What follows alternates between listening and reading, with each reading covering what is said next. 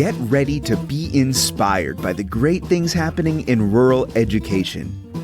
The Rural Scoop will bring you new ideas and innovative solutions. We'll dive into education issues and we'll highlight what's working in your rural communities. You'll hear from a variety of educators, administrators, professionals, and others who will provide relevant and engaging content in each episode. And now, serving up the scoop, here's your host, Dr. Melissa Sadorf. Well, welcome back. Today on the Rural Scoop, we're pulling back the curtain on how the Smithsonian, and yes, that's Smithsonian, is showing up in small towns across the country.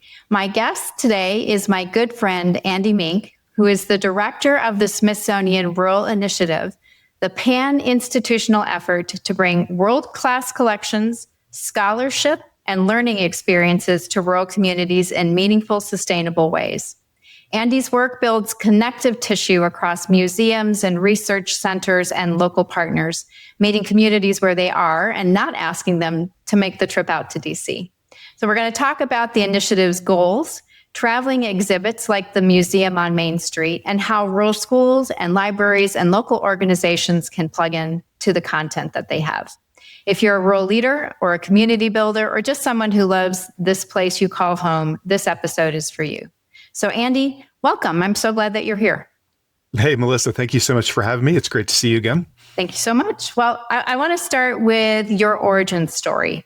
What drew you to rural work and to the Smithsonian's Rural Initiative?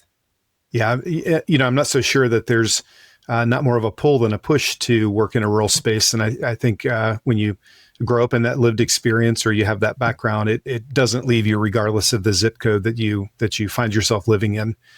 So I grew up in a very small rural community in coastal Virginia. In fact, my elderly parents still live in the same house I grew up in, which is always a little bit of time travel when I go home and visit. I raised my children in rural central Virginia, and I was a teacher there for 10 years. And so I'm very aware of both the challenges, but also just the beauty and the loyalty of being in rural education. The Smithsonian, though, I think has always been seen as, and maybe even sees itself as, a destination. And you alluded to this in your introduction, where the Smithsonian for quite literally 180 years is a place you have to go to in order to experience and appreciate the museums and the National Zoo and the research and education opportunities. I think what the Smithsonian is doing now, and by its investment in and its dedication to this work, is really reimagining itself as a public service that can be accessed by communities all over the country, regardless of where you're from or the size of your town. Can really be seen as a colleague, as a professional collaborator in spaces versus a place that you have to navigate to and perhaps even struggle with your own belonging and security about being in that space. You've spent a lot of years building educator networks and inquiry-based learning. So what habits from that work or skills are you bringing into the rural partnerships that you're building today? The term rural is a fraught term. People struggle sometimes with what it means. They have conversations around, even debates around what that meaning is. I think the way that we're approaching it, the Smithsonian may get close to the answer to the question that you've asked, and that is to really imagine the role of both place and of person.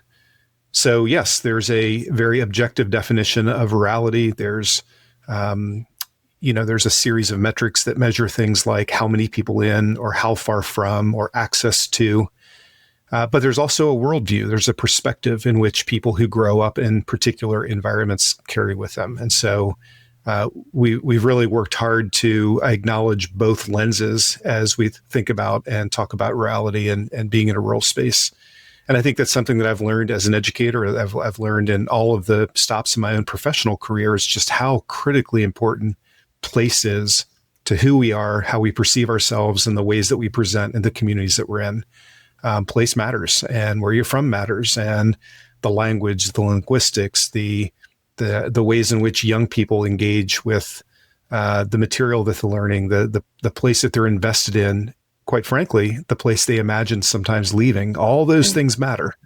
And so I think this rural initiative really brings forward both of those concepts in large degree: place-based learning, place-based perspective, but also that we all have agency and we're actors in that work. That inquiry does come from the person and the perspective. So for people that are hearing that term for the first time, what is the Smithsonian Rural Initiative, and what problems is it designed to solve for rural communities? Yeah, thanks for asking it that way in particular, which gives me a chance to say that we're actually not there to solve any problems. We're there to really acknowledge that this is asset-based work, that it's non-extractive. We're not interested in telling people how to tell their stories or working with rural America as big cities unrealized who are there because they don't have choices to be anywhere else. This is work that's really predicated on understanding the true value of the rural identity and the ways in which that is important to the people who live there and its position in America. 2 years ago, I was brought to the Smithsonian to imagine this work and to really be thoughtful around how the Smithsonian can engage with an audience that, again, doesn't always come to DC for many, many reasons, and how we can begin to position ourselves as that public service that I mentioned. In addition to recognizing that rural America is asset-based, we don't want to have a romantic, mythologized version of this, because all of us struggle. Every community, every place struggles with challenges.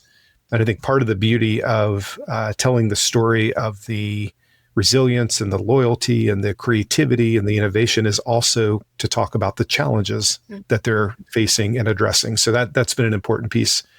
And then the third piece that we really kept in mind as this was initially conceived is the idea that rural is not the same everywhere. So rural coastal Virginia, Chesapeake Bay, Virginia is not the same as rural Arizona, is not the same as Western Pennsylvania or the mountain west in Montana. So it was important for us to try to understand, perhaps through snapshots, how rural America is similar and how it's different. So in 2024, we launched a national rural need sensing research project. We went to communities all over the country, did so by identifying an advocate, and that advocate could open the door. You've got to have people welcome you and vouch for you, step up and say, this is a trustworthy project that we're engaging in.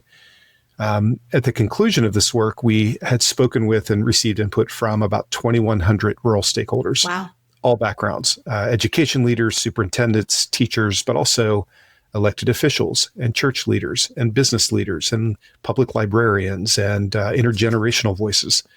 And we just quite literally wanted to understand, what are your priorities? How do you see yourself? What's your world like? How can we be of service? And from all that work, we were able to identify 5 key priorities that rural America generally and universally agrees are important to them, and match those priorities with relevant expertise and programming and resources that the Smithsonian can offer. So in that conception year, what we were trying to do is understand the audience, knowing that we can't possibly know all things about rural America all in one research project, and then match them with the kinds of resources and support that we can offer in partnership. 2025 then has been the activation year, the operationalization year, and we've begun with 18 communities around the country who have spent time in DC. They've learned more about what the Smithsonian can offer. And then each of them have identified a single priority that we're now replicating in a local set of activities to then do actionable work together. So we're co-designing responses to the priorities. To your point earlier about the problems we're addressing, what we're doing is addressing the priorities, the opportunities, the needs, many of which do focus on education. What other, besides education, what other priorities are rising to the surface in these conversations? Yeah, I can do this off the top of my head and not necessarily in any order of importance, but and there were more than 5, by the way. There were many more priorities. These are the 5 that we centered in this first launch of this work. And I suspect over time that this will change and we'll add in new priorities as the program grows. But rural America generally agrees that number one, access to arts, history, and culture is extremely important to them. That having some sense of the story of your place, of the long temporal connection of people to that place, of treating it as a health metric, that people are healthier, they're less isolated, they see themselves as a part of a bigger community, happens through arts and culture. And it's been very important for rural America to recognize the roles of museums, cultural organizations, public libraries, as well as schools in centering that. Secondly, rural America is very clear that that cultural preservation to support those stories is important, particularly before the tragedy strikes, before the hurricane comes to Western North Carolina, before the fires decimate Central California, before the floods hit Texas. And so how can communities develop strategies and resources to prepare for the material culture, the storytelling before the elder folk die? How can they have that plan beforehand? Thirdly, rural America is very aware of their most valuable asset, their young people. Yeah. And how can they destigmatize living in a small town as also having access to education resources, opportunities, experiences? How can young people see themselves in their learning in a way that prepares them for the next steps? Which takes me to the fourth one, which is what often is termed as workforce preparedness, but I'm going to reframe that a little bit as internships. The Smithsonian has a wonderful internship program in which we welcome somewhere between 800 and 900 high school and college age students to Washington for internships. When I go to rural communities and I share this program, I often hear the response as, yeah, but our kids won't apply for that because they don't think they'll be chosen, or they don't imagine themselves in those spaces. And so what we work hard to do is address that imagination piece, that over the horizon, there are things that can prepare you for the career you want, the life that you might want, the job, the vocation that you have in mind. And by doing so, also address the gap between rural youth and post-secondary education and the graduation, the matriculation of rural youth in colleges, 2 or 4 year schools, who now can graduate with a very specific connection to the career that they want.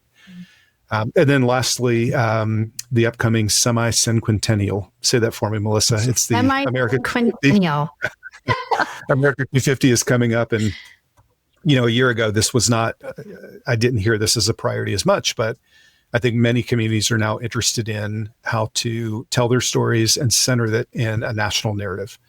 To do so not just as a birth date of 1776, but as a way of acknowledging that for 250 years, communities all across the country have contributed to the American experience in some form or fashion, and what is their unique role.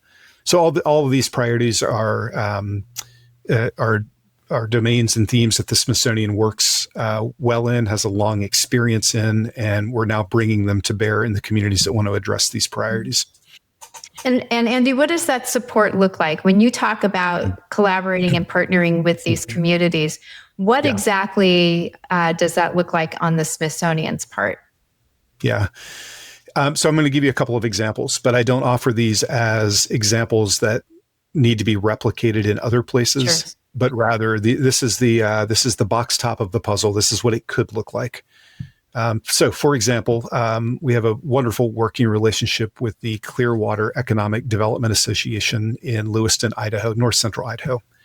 And this summer, we convened 20 business leaders, including 9 from the Nez Perce tribe, in a 2-day training on how cultural tourism can be an economic driver with local storytelling, in particular in the context of America 250. And so what I was able to do is identify Smithsonian experts. They came, in this case, from the Center for Folklife and Cultural Heritage. And we went to Lewiston. We had an event on the reservation of the Nez Perce. And we worked with business leaders to understand how that storytelling can reinvigorate and support their local community. So from that, the 20 people in attendance are all now working in their own capacity with their own interests on how to take that training and actually do the work in the community that the Smithsonian could be a part of. And so we've taken a priority We've matched it with what we do well, and now we're trying to create this community-sourced work. Specifically in education, it may look like work that we have done in Cookeville, Tennessee. We partner with Tennessee Tech University, which is a wonderful university in central Tennessee, just outside of Nashville. When you're having these community conversations, holistically, what are you seeing as the biggest gaps? Is it around access, or is it around capacity, or is it just simply not knowing what's available? I think that question depends on the audience. So you've got the system, and in terms of the system, I think oftentimes, and it's not trite to say this, it's underfunding. It's being disproportionately affected by changes that are happening, disruptions that are happening in the world. It's worrying about kids and their safety, kids and their families, and the ways in which their communities are being served.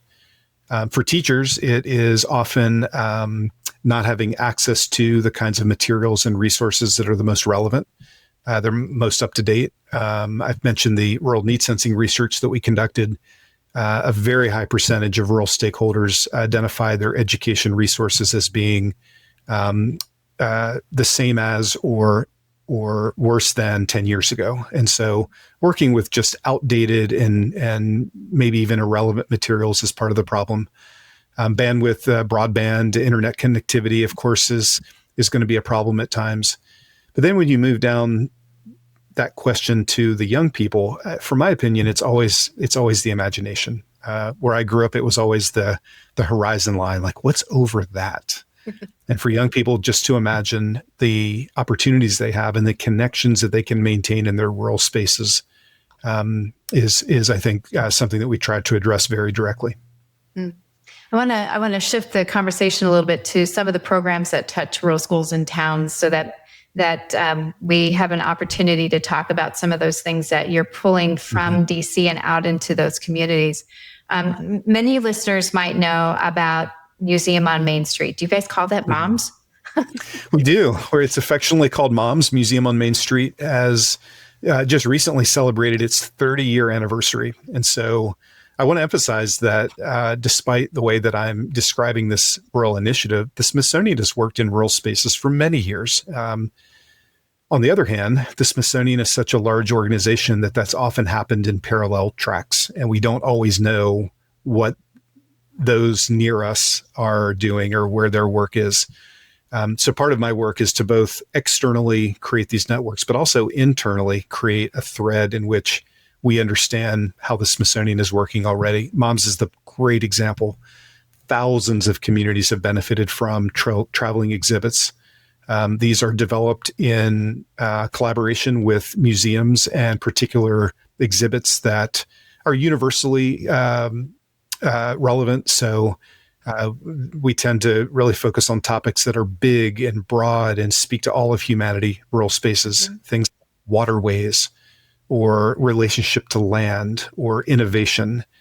And the traveling exhibits are then contracted by the state humanities councils, who then place them in small towns in the state that they serve. And they travel and they spend, I think, somewhere between 6 and 8 weeks.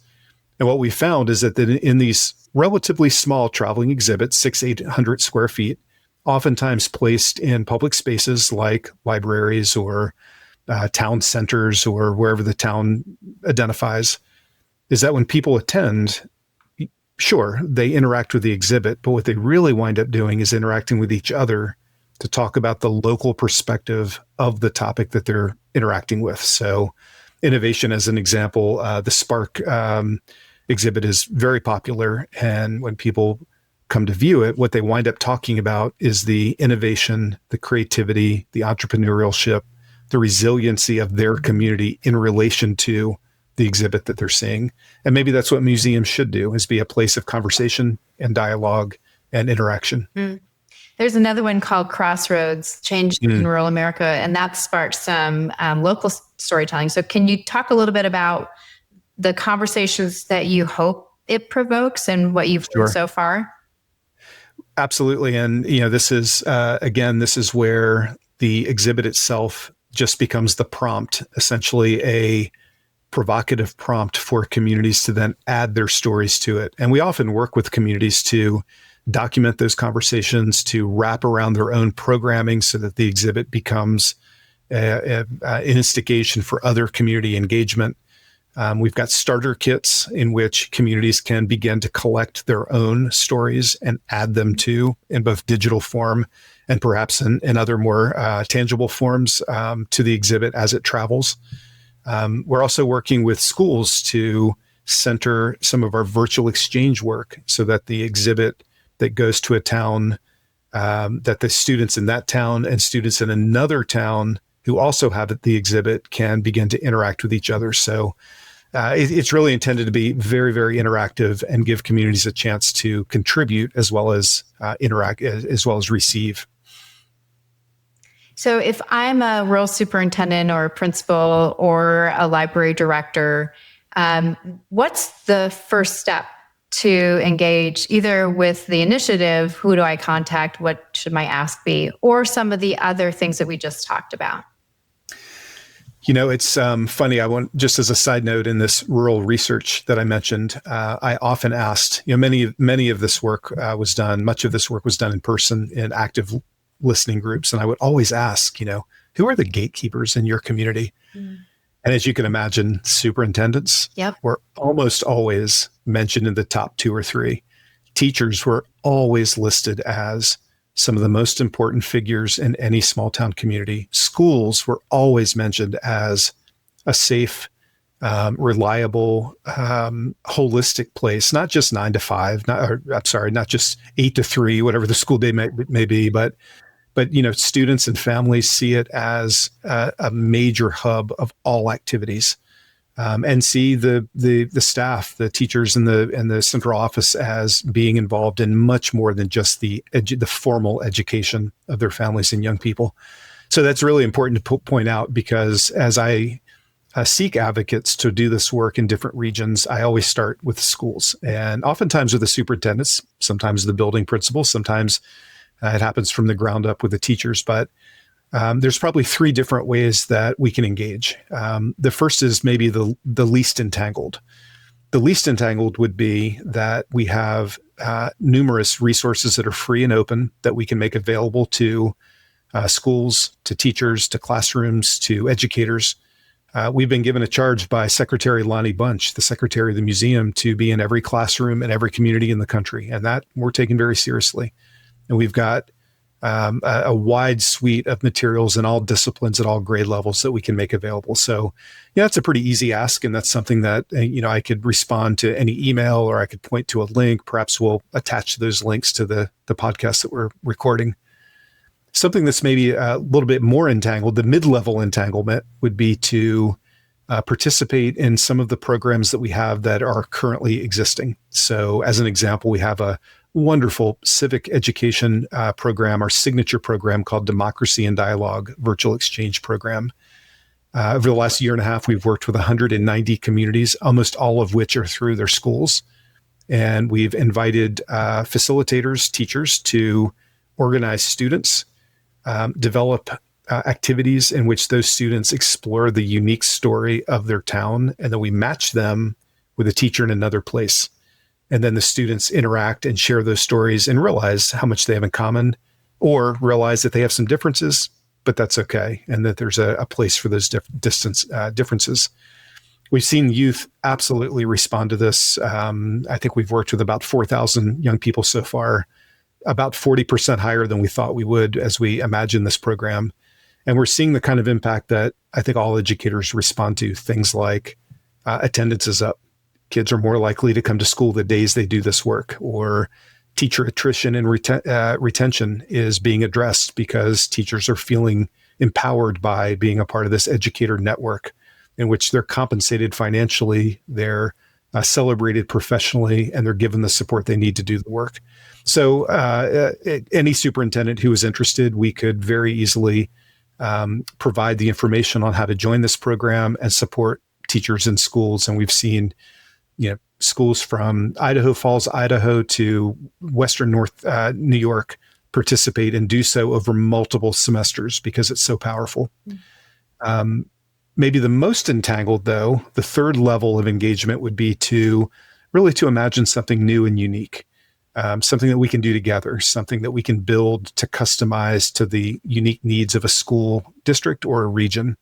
So as an example, I've worked with superintendents in states, Kentucky is one, in which we've tried to imagine how an internship pipeline could be created so that rural Kentucky youth can be nominated locally to be interns at the Smithsonian. And perhaps those youth in this program, maybe in their junior year, they identify an issue of civic concern in their hometown or in their home community that they want to address.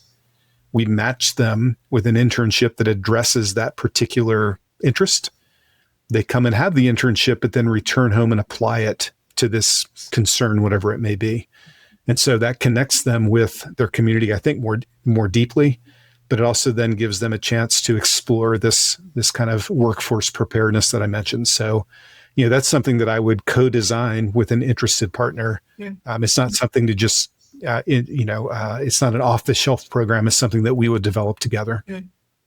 Andy, you mentioned the state humanities councils, and I'm sure there are other intermediaries too. How do those partnerships expand the capacity and really reduce friction for small districts that are interested in getting involved?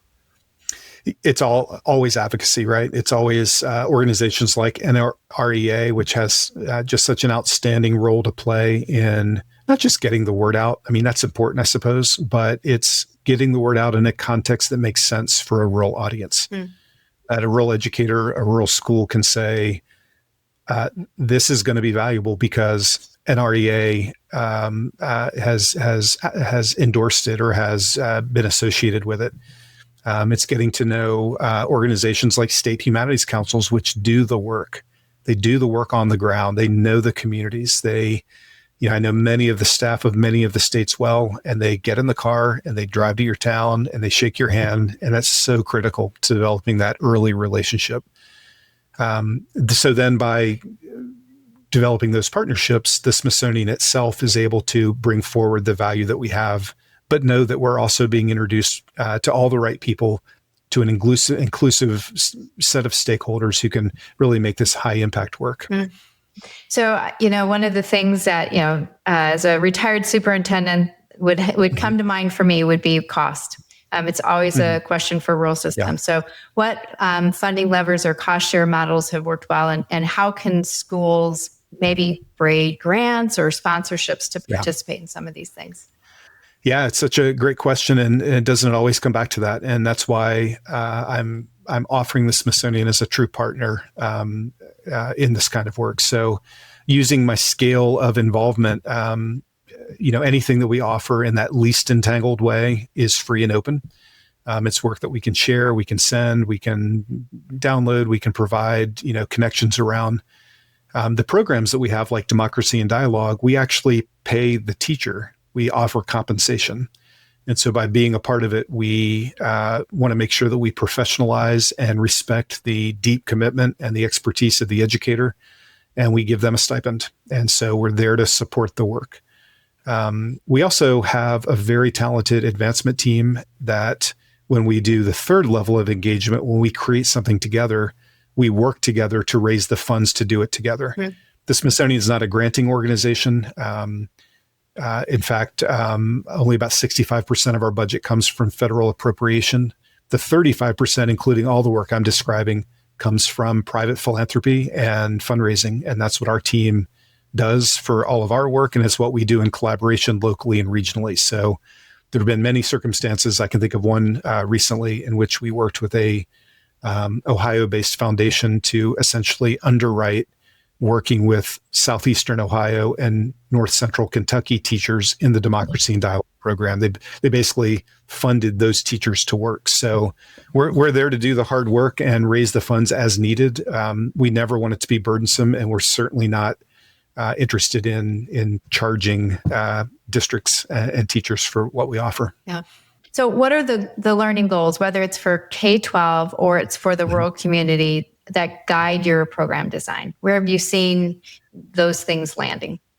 Yeah, I'd like to answer that sort of inside out, if I may, and I'll start with education specific work. I think that we lean very heavily on two sort of impact domains. One is with the educators themselves, and I think any program that we offer intends to work with professional teachers, educators, to keep them in the classroom, to engage them and maybe reinvigorate them in their teaching careers.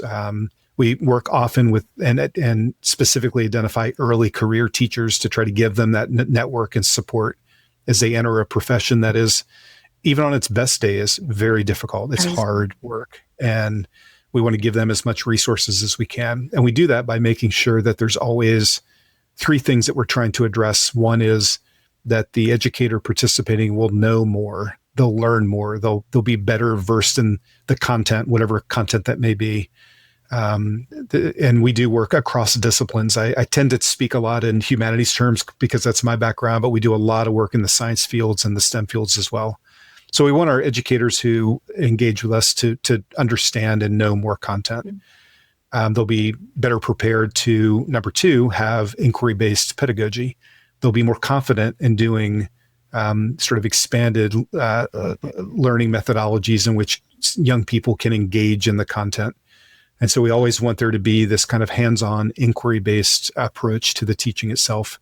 And then thirdly, we want teachers to work with us and understand that they really do have leadership capacity in their schools and in their communities, that they're not just Mr. Mink in room 18 at Prospect Heights Middle School, but they have a role to play, and they're seen as leaders in their community. There's an efficacy about the way that they see themselves. For young people, I think we really focus on civic dispositions. We want them to feel more engaged. We want them to be aware of their role as an actor in the worlds that they live in. We want them to have more empathy in terms of the long perspective of their communities and the roles they play in it. And we want them to be more likely to be active and engaged in their future. And if we can design programs that hit on all of that, then we feel successful. Do you have any data that has emerged or insights from surveys from your rural partners that are maybe addressing impact or barriers or bright spots? You know, what I can say is that this is not quite a direct answer to your question, but then I'd like to attempt to do that. But I will say that I was very affirmed by the rural need sensing research that rural America has a very high and positive association with the Smithsonian, even if they've never been to the Smithsonian. We did this survey, this research, by the way, a year later, just this past summer. It's best practice to do that anyway, but we also know that the world's a very different place a year later. And we wanted to sort of see if the interpretations we were making of the research bore out. And in fact, that's remained true. 80% of rural America sees the Smithsonian as a trustworthy and reliable and nonpartisan and valuable resource to our country. The other research I'd like to quote to answer your question is that rural America sees itself as being very optimistic. 70% of rural America sees itself as being optimistic about its future. And that number also stood up a year later. And I really equate that with this notion of being resilient and this notion of being neighborly and having connection with the people who live near you. Again, it's not to romanticize it. Every community's got division and problems and conflict, but it is this notion that you're not invisible, that you are accountable. You have to show up, particularly when things are going a little sideways. So in the context of that, what we've seen in terms of the feedback from communities as we work with them is the deep understanding of the importance of engagement. The schools, the teachers, the students that we've worked with are doing these programs by choice, right? They're not doing it as a part of their expected curriculum. They're engaging in ways that they're choosing to do. As I mentioned, attendance is up. As I mentioned, retention is up for teachers. Communities are banding together around these storytelling projects in a way that kind of surprised us, really. I mean, you think it's going to happen, and then when it does, it's very rewarding. So we've seen that kind of feedback for sure. We've also seen from parents heard from parents through post-program evaluation, et cetera, that they're seeing their students engaging in their school experience differently. They're seeing themselves as active participants versus just something I'd go and muddle through. So, yeah, we're trying to collect that story and tell it as succinctly as we can. But, I think to maybe get back to our original conversation, connecting people in place is a really valuable approach. Mm-hmm. That leads me to my next question. And I know that you've been talking recently about belonging insecurity. Mm-hmm. And so what are you learning about belonging in rural spaces, and how can cultural institutions like the Smithsonian strengthen that? Thank you. I coined that phrase at some point, and it seems to have stuck because I think it makes sense that sometimes we don't always see ourselves in places. And, I think there's a mix of distrust. Is that the right word? Caution. All communities are cautious about sharing the stories with people from the outside. Where I grew up, it was people from across anybody west of the place I grew up were across the bay. Doesn't matter if you were in Virginia Beach, Virginia, or Sacramento, California, you're across the bay. So I think there's always this notion that we're insulated, if not isolated, from others. But I also think that there's this sense of being misunderstood, and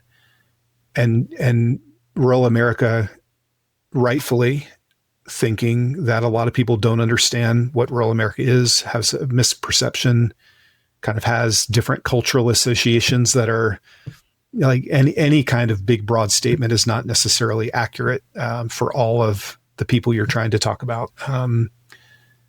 I think addressing belonging and security means showing true value, authentic value in the identity and the story and the place and the people, and positioning it against all the others so that we can start to emphasize sameness.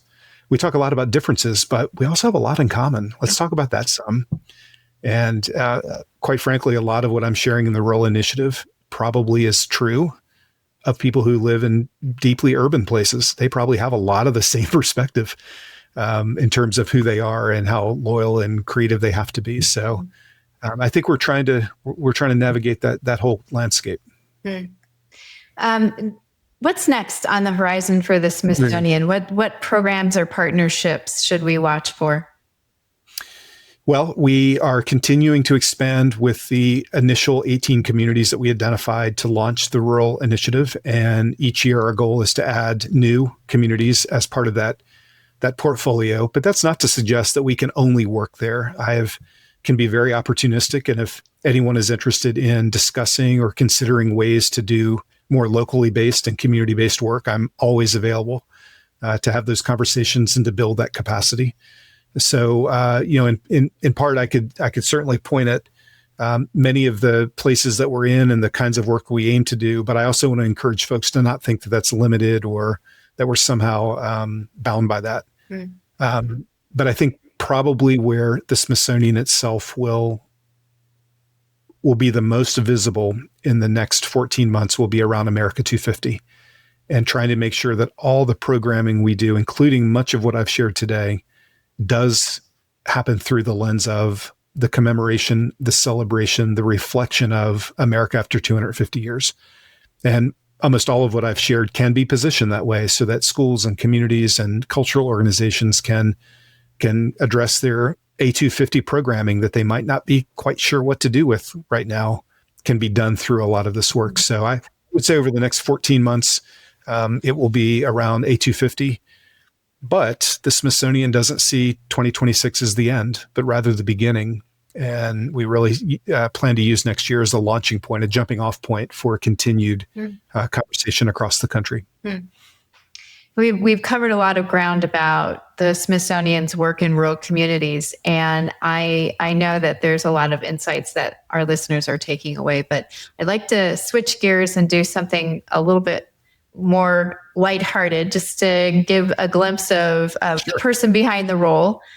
So what's one rural artifact that you wish every student could handle or see up close?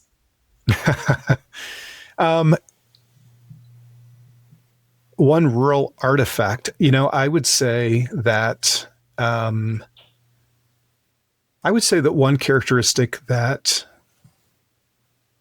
rural America associates itself the most with. This is borne by the research I've mentioned a few times now. It's true in my own experience. I suspect, Melissa, this is going to be true for you as well. And that, and quite literally, number one is the relationship with the natural world. Mm. Rural America understands the importance of the relationship between people and land, people and water, people and mountains, people and night sky, the aesthetics, the beauty, the working relationship, not the ownership necessarily, although maybe for some, but just this notion that the natural world is part of the family. It's part of the way that you see yourself. And, I think rural Americans almost all could associate with that appreciation of the natural world. And I would hope that people not living or who don't have a lived experience in rural America could engage with the natural world more, because I think it will open their minds about who they are and the communities, the broader community they live in. Spending time in nature, spending time being active, appreciating, seeing how it inspires art and writing, seeing how conservation only supports land ownership and working agri and aquaculture. It's such a complex part of who we are, and it's not something to be taken for granted. And not enough people have spent time in nature. Yeah, agreed. You talk about the STARS program with the night sky in rural communities where you don't have light pollution, and how amazing it is and different than urban landscapes at night. That's right. So what is one Smithsonian museum that you think every rural student should visit at least once? Well, we have 21. They should go to them all. I have a lot of favorites. American history is certainly a favorite. NASA, the air and space is a big one. If you go into natural history, anytime that there's a spring break, fall break, summer break, it feels like the world's biggest middle school hallway. So many kids running around and enjoying themselves. I think all of them matter, but the one I really like a lot is the National Portrait Gallery. I think there's just something about moving through and past so many portraits of Americans who have contributed to that story, and it's not all just the famous people or the well-known people. We all have a role to play, and that's so critical and important. But in terms of single object, in terms of the thing that you could kind of walk up and see, some people mention the ruby slippers. That's a big favorite. Everybody loves Dorothy's ruby slippers. Others might mention, the Greensboro lunch counter. That's amazing. But I personally think that there are certain things that cut through all communities of all sizes. Food is one, family is one, sort of these big notions that we all participate in. One of them is sports. Sports is something that all communities can associate with. And there is a remarkable exhibit of sports memorabilia that really just kind of reminds us that, as silly as it sometimes feels, that sports isn't that important. What it does do is it allows us all to be a part of a common story.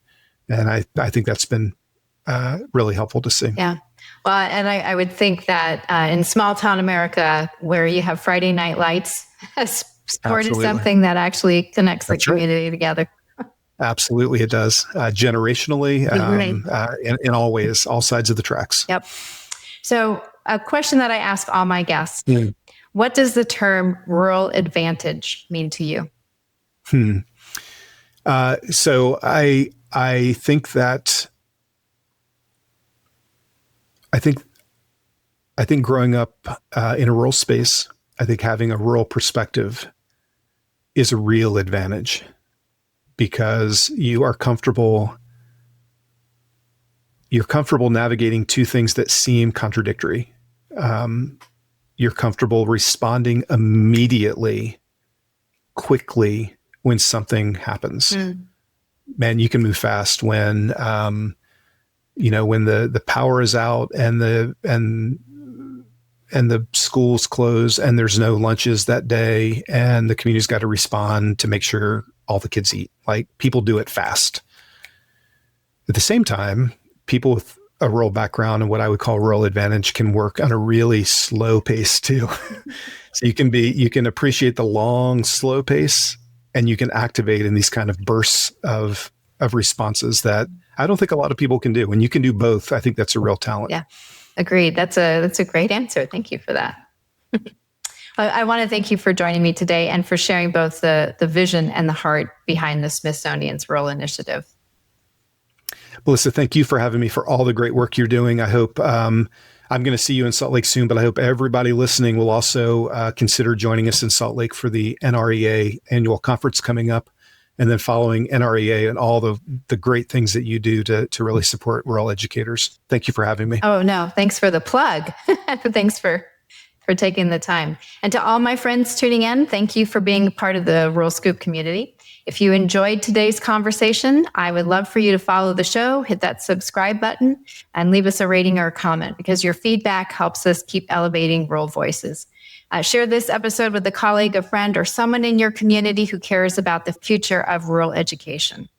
And as you have heard, the Smithsonian is showing us that rural stories belong on the national stage, that our histories, our innovations, and our communities matter. And that really is the rural advantage, when we are able to tell our stories boldly and share them widely, and we are able then to connect and show pride and possibility.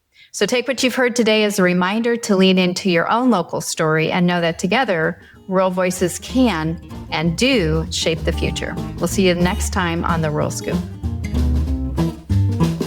Thanks so much for tuning in to the Rural Scoop. If you enjoyed this episode, be sure to rate, review, and subscribe. Your support helps us keep these important rural conversations going. And we'd love to hear from you, so feel free to leave a comment or share your thoughts. You can follow along and never miss a new release by subscribing on your favorite podcast platform or by following us on social. We're on YouTube at The Rural Scoop, Instagram at msadorf1, and X at msadorf03. The Rural Scoop is produced with support from Vela Educational Consultants. To learn more, visit velaconsultants.com. See you next time for more great discussions about rural education. And as always, keep leaning in to the rural advantage.